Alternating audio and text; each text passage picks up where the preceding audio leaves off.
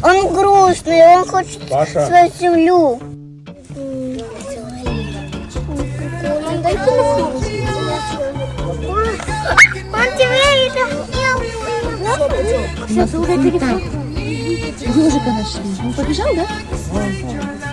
Куда ты пошел? Где твой дом? Веди нас.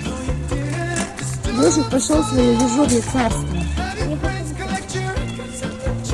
Все ушли его провожать. Какой красавец! Можно аккуратно. Давай мы его поднимем, тогда я пускай он бежит. Когда я его подниму. Давайте его поднимем.